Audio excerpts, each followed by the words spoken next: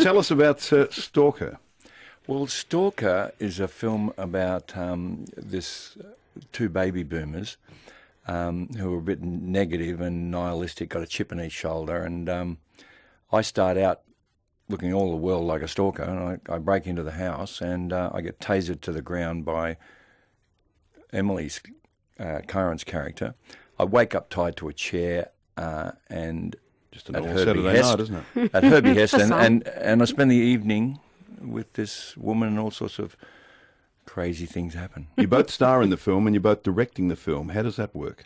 Well, I started out directing it, and then it's kind of like a play, and I'm tied to a chair, and it's very verbose, so it's probably the worst thing I could have chosen for a directorial debut.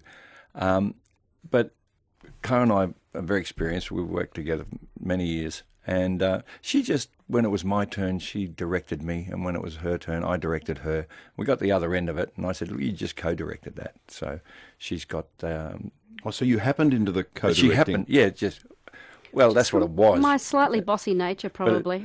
It was absolutely needed. Can't believe that. Did you... that is it straight onto the CV? Oh, absolutely. Yeah. Totally. Yep. There's also an original track, Killer and Me, which you sing. Yes. So how many people would know that you sing? I think there was 7 before the YouTube thing happened, but there's 120,000 now, apparently. Have you always sung?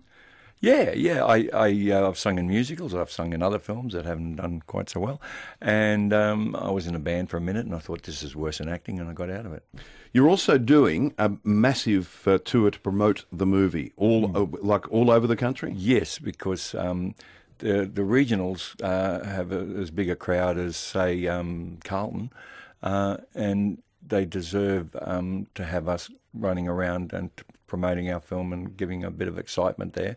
And also, we hope that that will improve the box office and make our film successful, because you can't illegally download box office, you see. Now, I remember Joe Camilleri doing this with one of his new records. He just got in the car and drove around Australia and went to every radio station. Yeah. You have to get smart these days about how you promote your product. Australian films struggle up against the big box office Hollywood hits. So we had to really be smart, which is partly why John, released a pop hit. Yeah.